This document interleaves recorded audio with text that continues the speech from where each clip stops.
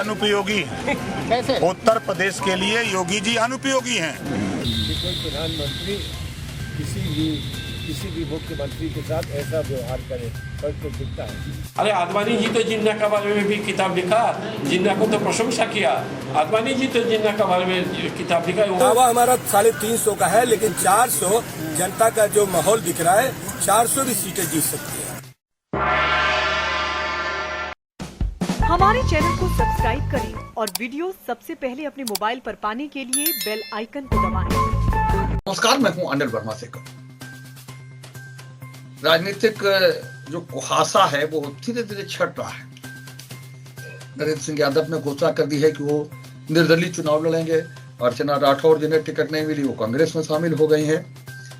विजय कटियार ने कांग्रेस छोड़ दी है, बसपा से चुनाव लड़ने जा रहे हैं। अभी जो स्थिति नहीं स्पष्ट हो पाई है वो मनोज अग्रवाल की भाई। और पिछले 2 दिन से जब से समाजवादी पार्टी ने अपने उम्मीदवार घोषित किए, तब से जो भी घटनाक्रम हुआ है वो अपने आप में बड़ा अनूठा है, अनोखा है। हम चर्चा कर रहे हैं, बारी बारी से चर्चा करेंगे। समाजवादी पार्टी के कार्यालय में प्रदर्शन हुआ, मुस्लिमों को आगे किया गया और जो चेहरे थे वो सबके सामने। कम से कम मैं अपने बारे में जानता हूं, कम से कम पिछले 30 साल से राजनीति कवर कर रहा हूं और समाजवादी पार्टी को बहुत नजदीक से कवर कर रहा हूं। पिछले 5 साल की हर गतिविधि हमने कवर की। देखा है कि कौन कौन से चेहरे समाजवादी पार्टी के दफ्तर में आए हैं, कौन कौन पदाधिकारी हैं समाजवादी पार्टी के, बूथ स्तर के पदाधिकारी हैं, मोहल्ला स्तर के पदाधिकारी हैं। एक एक चेहरा हम पहचानते हैं। लेकिन उस दिन जो चेहरे थे सुमन मौर्य के खिलाफ विद्रोह की स्वर बुलंद करने वालों में बेलग लोग थे। हमने अपनी खबर में कहा कि वो सारे लोग मनोज अग्रवाल के समर्थक थे। वे चेहरे थे जो सड़क बनाते दिखेंगे, आपको ईंटें बिछाते दिखेंगे, पाइप लाइन बिछाते दिखेंगे। वे चेहरे थे जिन्हें राजनीति से कोई लेना देना नहीं। एक बोलेपुर के नेता है, वो विश्वास गुप्ता के यहाँ भी दिखते हैं, मनोज अग्रवाल के यहाँ भी दिखते हैं। एक दोधाई के नेता है। ऐसे कई चेहरे हैं जो समय के अनुसार बदल जाते हैं। उनके पास जाति बिरादरी की रिश्तेदारी है। विश्वास गुप्ता से भी उनके उतने ही संबंध है, मनोज अग्रवाल से भी उनके उतने ही संबंध हैं। और वे बेशरम हैं, बेशर्मी की हद है उनके। वो दिखे हैं हमें सपा कार्यालय में, जिन्हें कोई लेना देना नहीं समाजवादी पार्टी। वे समाजवादी पार्टी के दफ्तर में कभी एक फूल की पत्ती लेकर नहीं गए। सपा के लोग जब धरना प्रदर्शन कर रहे थे, संघर्ष कर रहे थे, जेल जा रहे थे, तब उनका कोई लेना देना नहीं था समाजवादी पार्टी से। वे लोग प्रदर्शन कर रहे थे कि साहब टिकट गलत बट गई, अखिलेश यादव के खिलाफ आवाज बुलंद कर रही। तो मनोज अग्रवाल की उम्मीदवारी को लेकर मनोज अग्रवाल समाजवादी पार्टी में शामिल नहीं थे। ये चर्चा थी कि वो महान दल से टिकट ला रहे हैं। तो एक तो ये घटनाक्रम, कौन कौन लोग थे उस प्रदर्शन में, अब नाम भी हम ले तो सब लोग जान जाएंगे कि कौन कौन लोग थे और कितने लोग थे। एक एक चेहरा हम पहचानते कौन समाजवादी पार्टी में। और दूसरा एक ऑडियो वायरल हुआ, मनोज अग्रवाल पूर्व एमएलसी और केशव देव मौर्य के बीच बातचीत। आप समझिए, थोड़ा सा भी अगर दिमाग आप लगाएंगे समझ में आ जाएगा। बात होती है केशव देव मौर्य जो राष्ट्रीय नेता हैं, राष्ट्रीय अध्यक्ष हैं अपनी पार्टी के, उनकी पूर्व विधान परिषद के सदस्य मनोज अग्रवाल से, और वो ऑडियो वायरल हो जाता है। क्या मतलब इस बात का? और उसमें ये बात पूछी जाती है सीधी सीधी कि साहब ये प्रचार किया जा रहा है कि आपने पैसे देकर के टिकट खरीद ली। और उसके बाद में मनोज अग्रवाल कहते साहब नहीं साहब ऐसा नहीं है, हमने खबर चलाई है, चल रही है विटनेस पे, देखिए अगर था देख लो आपका। मनोज अग्रवाल कहते हैं साहब नहीं ऐसा नहीं। और वो वायरल हो जाता है पूरा ऑडियो, पूरी फोन कॉल। और वो कहते हैं साहब, केशव मौर्य भी कहते हैं साहब कि हमने आपको समर्थन पहले भी दिया था, हमारे आपके अच्छे संबंध हैं, और मेरी समझ में नहीं आ रहा है कि साहब ये कैसे वायरल हो गया। और मनोज अग्रवाल सीधी सीधी बात करते हैं कि साहब ये सब खेल महेंद्र कटियार का है, ये सब खेल विजय सिंह परिवार का।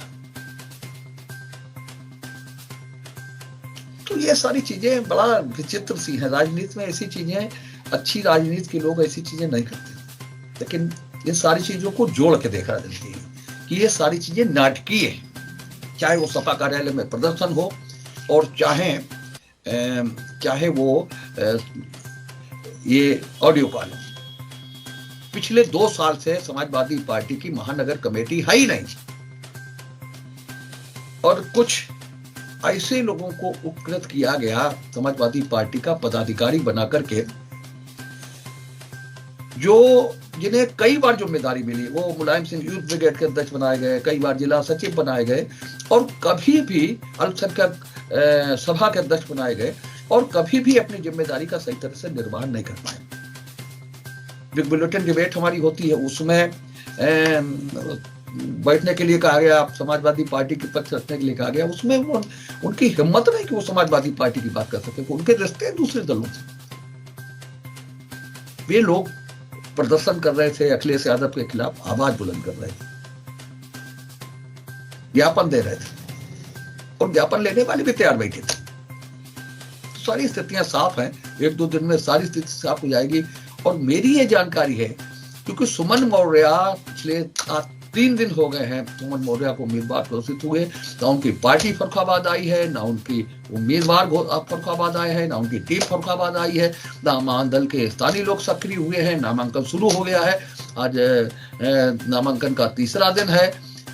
तो इसके मतलब यही है कि सुमन मौर्य यहाँ से चुनाव नहीं लड़ना चाहते। सपा के कार्यालय में धरना प्रदर्शन, ज्ञापन, वो सब नाटकी था, ऑडियो कॉल नाटकी है, और टिकट महान दल की मनोज अग्रवाल को ही मिलनी है। ये बात बहुत साफ है। भी हम देख रहे थे फेसबुक पर एक पोस्ट डाली है नरेंद्र साहब के, जो जिला पंचायत के सदस्य हैं, उन्होंने सुमन मौर्य के पक्ष में। बाकी कोई तैयार नहीं है महान दल के अध्यक्ष को चुनाव लड़ाने के लिए। और फिर थोड़ा सा याद करें, कोई राजनीति में लोग फूल बहुत जल जाते हैं। ओपी लान का वो कार्यक्रम, जिसमें महान दल और समाजवादी पार्टी के कार्यकर्ताओं के बीच सीधी टकराहट हुई। नदीम फारूकी समाजवादी पार्टी के जिला अध्यक्ष ने कार्यक्रम के बहिष्कार की घोषणा कर दी। महान दल के अध्यक्ष ने कहा कि साहब चाहिए जान जिसे जाना हो। और वही महान दल के अध्यक्ष जी 1 सप्ताह के बाद नदीम फारूकी के शमशाबाद आवास पर चाय पार्टी पहुंच जाते हैं। तो सारी स्थितियां साफ हैं, कौन कितना किस स्तर की राजनीति कर रहा है, सारी स्थितियां साफ हैं। कम से कम उन चेहरों को पहचानना होगा जो समाजवादी पार्टी के धरना प्रदर्शन में गए थे, ज्ञापन देने गए थे। ये कितने बड़े समाजवादी हैं ये पहचानना होगा। ये जो फोन कॉल है वो किसने वायरल की ये जानना होगा। इन सारी चीजों को जोड़ करके आप जब देखेंगे तो सारी स्थिति बिल्कुल साफ हो जाएगी। और एक चीज और अभी हम अगले वीडियो में से बनाएंगे। खबर क्या है, खबर भी बहुरूपिया हो गई है। और हमारे जो सामान्य पाठक हैं, सीधे साधे पाठक हैं, वो हर चीज को खबर समझते हैं। नेताओं ने पहले बड़ा अजीब सा है, कई उम्मीदवार अपना अखबार निकाल रहे हैं, कई उम्मीदवार अपना चैनल चला रहे हैं। आपको लगता है कि खबर है, वो सब खबर नहीं है, वो सब बिल्कुल बहुरूपियापन है, अपनी वो भाड़गिरी है जो लोग कर रहे हैं, इस तरीके की खबरें बना रहे हैं। वो हमें साक्षात्कार देने को तैयार नहीं है और वहां जाकर के बात करते हैं। इससे अंदाज लगाइए कि वो कौन लोग हैं। अभी हम अगला वीडियो बनाएंगे, उसमें आपको बताएंगे कि प्रेस नोट की खबर क्या है, कौन कौन लोग, कैसे लोग चैनल चलाने की बात कर रहे हैं, आईडी आपके पास आ रही है, आपको भ्रम होगा कि ये खबर है। हम सचेत भी आपको करेंगे, क्योंकि हमारी जिम्मेदारी है कि हम खबर के सही स्वरूप को आप तक पहुंचने दें।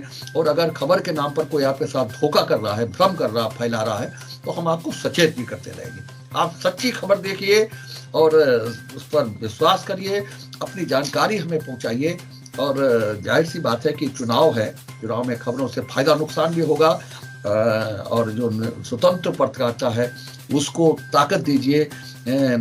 आप जैसे भी जहां भी हो, जिस स्थिति में हो, स्वतंत्र पत्रकारिता को ताकत दीजिए। कौन चुनाव लड़ेगा, कौन उम्मीदवार होगा, हम कतई इसका ना तो विरोध करते हैं, ना हमारा कोई इसमें अपना कोई स्वार्थ है, लेकिन सही चेहरे आपके सामने हम रखते रहेंगे। उन चेहरों को पहचानने की जरूरत है। एक एक चेहरे को आप जूम करके देखिए कि सपा कार्यालय में जो लोग ज्ञापन देने गए थे वे कौन लोग हैं। क्या वे आपको कहीं पर पेपर ब्रिक्स बिछाते नहीं मिले? क्या वे आप लोग को कहीं पाइपलाइन बिछाते नहीं लगे मिले? वे लोग जब नगर पालिका की बैठक होती तब वो बरामदे में वो लोग नहीं मिले। उन चेहरों को पहचानिए, मिलाइए, जूम करिए। आज की खबर, इस खबर में बस इतना ही। हम आपसे मिलते रहेंगे, बात करते रहेंगे, खबरें बताते रहेंगे, खबरों की सच्चाई बताते रहेंगे। आप हमारी खबरें देखते रहिए। आप हमारी खबर को लाइक करिए, अपने दोस्तों के साथ शेयर करिए, ताकि अधिक से अधिक लोगों के साथ यह खबर पहुंच सके। और कमेंट करके बताइए कि खबर में जो तथ्य हैं वो कितने सही हैं, कितने या और कोई संशोधन की जरूरत है। साथ ही क्योंकि व्यस्तता बढ़ रही है राजनीति की, हर खबर का लिंक आपको व्हाट्सएप पे नहीं मिल पाएगा। आप हमारे चैनल को सब्सक्राइब कर लीजिए, घंटी वाला बटन दबा दीजिए, ताकि खबरें आप तक सीधी पहुंचती रहें और खबरों की सच्चाई आपके सामने आ सके। जो लोग नए हैं उनके लिए हम ये बताना चाहेंगे कि पिछले 35 सालों से मैं पत्रकारिता कर रहा हूँ। 15-20 साल दैनिक जागरण में काम किया है, अमर उजाला में काम किया है, हिंदुस्तान में काम किया है, बड़े चैनलों में स्टार न्यूज में काम किया है, इंडिया न्यूज, CNAB, जन संदेश, न्यूज एक्सप्रेस, इस तरीके से बहुत से चैनल हैं, श्री न्यूज, समाचार प्लस, तमाम से चैनल हैं जिनमें हमने काम किया है। अनुभव है राजनीति का, और जब काम किया है तो पूरी सक्रियता से काम किया है। हमें जानने वाले सारे लोग जानते हैं हमारी हर खबर में सच्चाई मिलेगी। एक एक चीज को हमने पास से देखा है और वही अपने फर्रुखाबाद के लोगों को बताने का प्रयास करूंगा। नमस्कार। उम्मीद है आपको हमारी ये खबर पसंद आई होगी। आप इसे लाइक करिए, अपने दोस्तों के साथ शेयर करिए और उस पर कमेंट करिए। अगर आप पहली बार हमारे चैनल से जुड़े हैं तो चैनल को सब्सक्राइब करना मत भूलिए। यही निवेदन आपसे है।